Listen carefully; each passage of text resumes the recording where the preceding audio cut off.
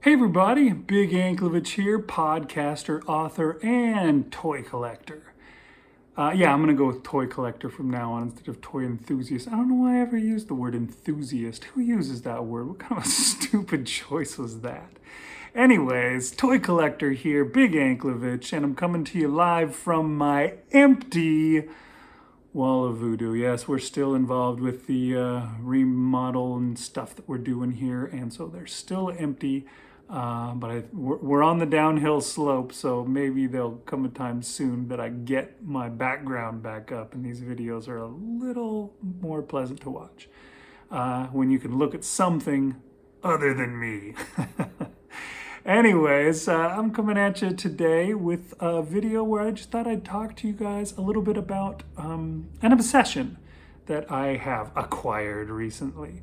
And we'll look into that in just a minute.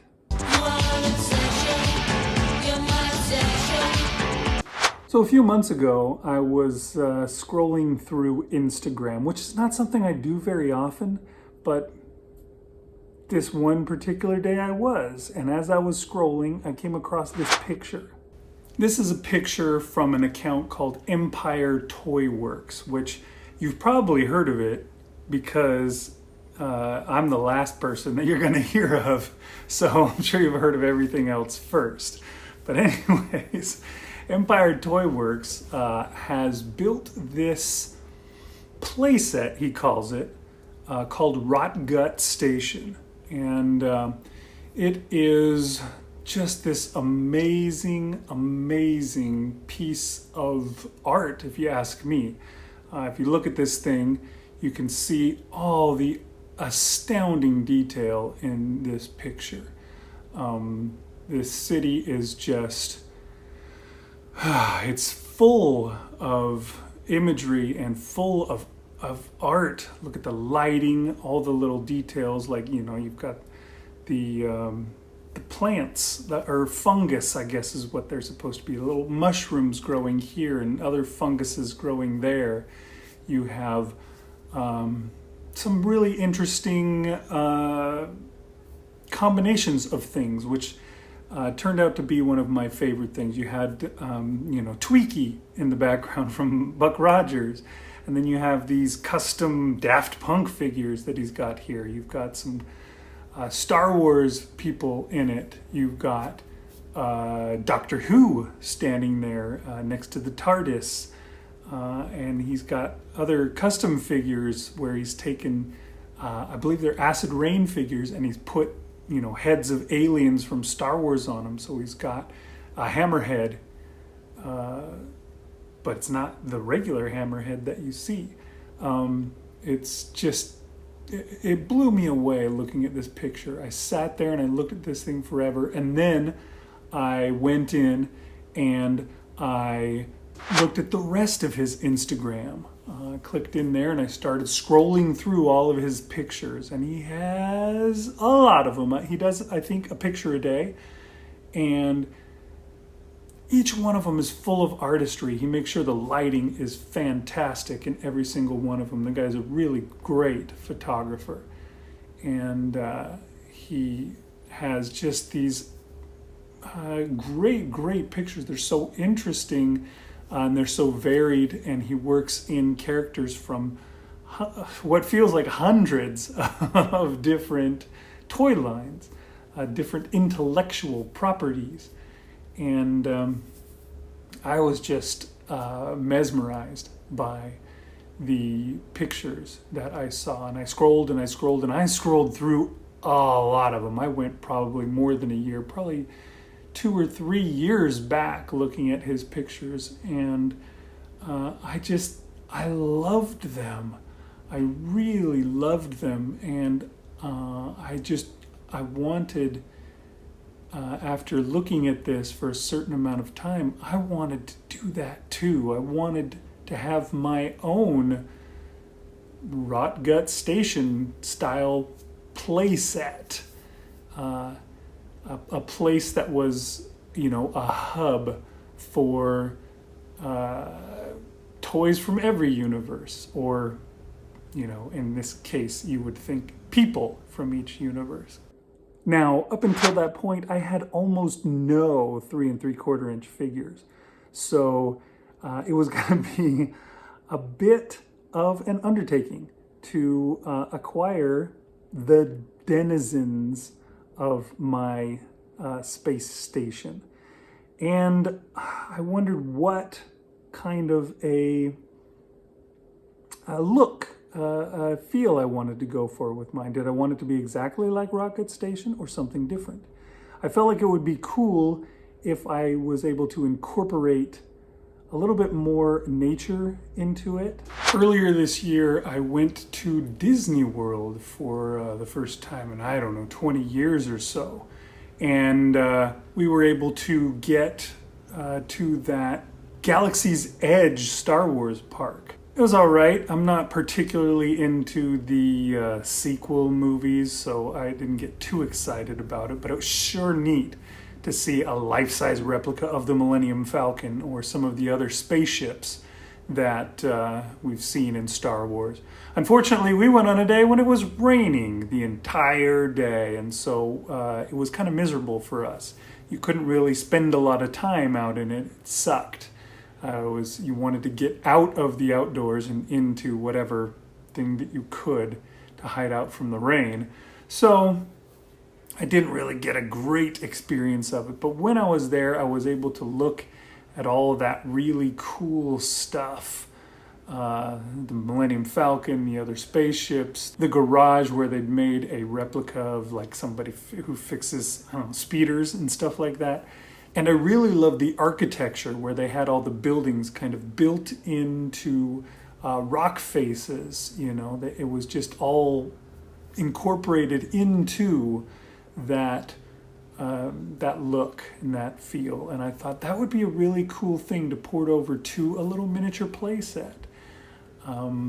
Something that's built into rocks could be where my station goes. It could be something like that. That's what I'm thinking right now.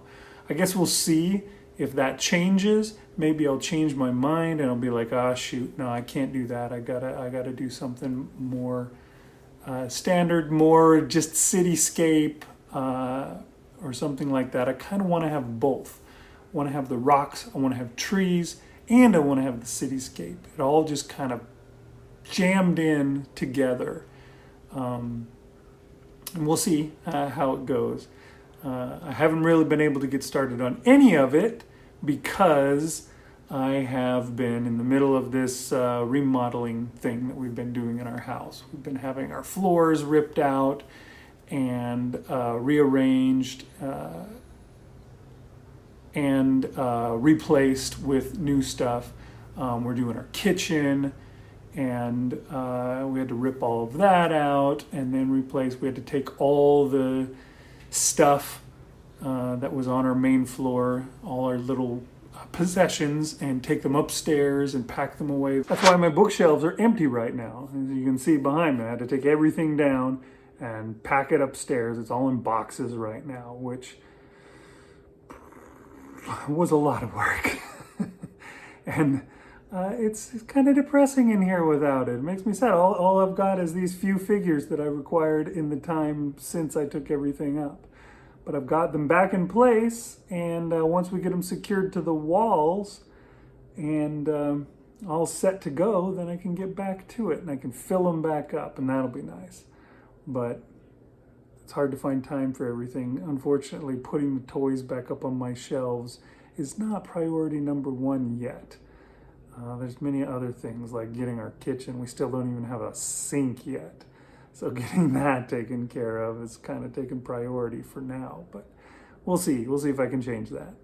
But before I had to take everything down, I was able to get a bunch of figures and even make a few custom figures of my own. The first one that I did, I'll talk about this one and then we'll let this video die a peaceful death, is this character here. I call him DJ Squidhead. A while back, my podcast co-host Rich Outfield sent me a bag of figures that he had. Just ones that were laying around, ones that were aliens, that I might want to use. I had bought myself a sand skiff, and I had a Luke Skywalker and a Boba Fett, but that was really all I had for it. I love Jabba the Hutt. I love that whole sequence from Return of the Jedi. Return of the Jedi is my favorite Star Wars movie. I know many people will say that's preposterous, but I love it even more than Empire or even Star Wars. Mostly because I was a kid at the right time when it came out.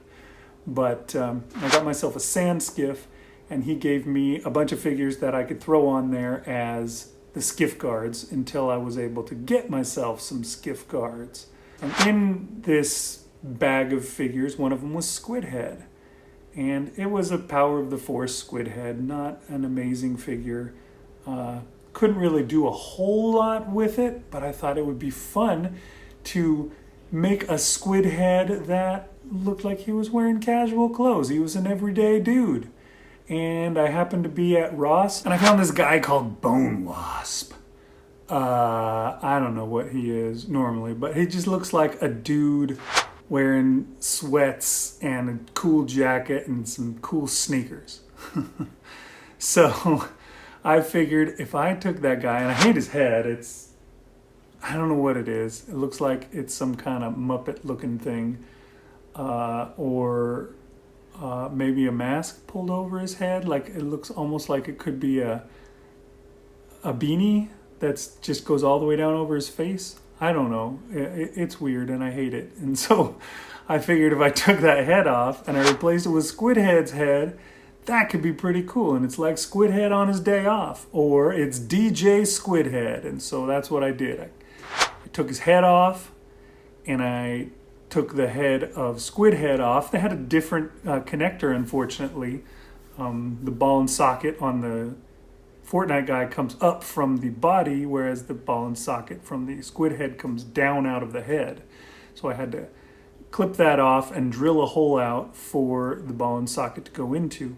And then I got it in there, and man, I think it looks great. I think he looks really fun, and he'll make a good person that's walking around in the background all the time for shots in the background of this space station photos. So that's my first denizen of the space station. And I've been thinking about what I could call the place. I've taken to calling it Ankletown Station, which is fun, but I want something that sounds more legit. Mostly because I started writing a book based on this idea. Right now I'm calling the book Ankletown Station, but I can't keep calling it that. Can't have a book called Ankletown Station by Big Anklevich. That's weird. So it's gonna have to get itself a real name. We'll see what we come up with. I've solicited suggestions once, and only Marshall Latham responded, and his wasn't bad, and I may go with it, but we'll have to see. I'm trying to see if I can come up with a good name for it. But yeah, I started writing a book. I'm 3 chapters in, 10,000 words in, and I'm excited. I'm excited about it. I'm excited about this whole thing, and I've got a lot of stuff that I'm gonna have to get set up to make this place that I want to have as part of my collection. And I guess it came right in time because, these shelves that you can see behind me, they're empty right now, but they're not empty. I've got stuff to go on all of them. It's full.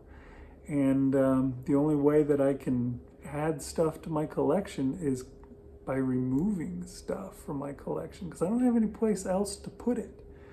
But now that I've kind of changed my focus and I can collect 3 3/4 inch figures that are cool to go in a space station, that gives me a whole new objective that I can go for. I can get Star Wars Vintage Collection, I can get Fortnite, I can get Halo guys, and anything else that I can come across. I even found a Roblox figure that I decided to buy. And yeah, we can put all of these. I'll probably do another video where I talk about all the various things that I've added as part of my quest to create Ankletown Station. So this is just Ankletown Station video 1. It'll keep going. This will be an ongoing series, Ankletown Station, and someday it'll have a different name. But for now, Ankletown Station is the place. And I will bother you guys again with more videos all about it. And we'll see you guys then. Thanks for watching. Big Anklevich on toys.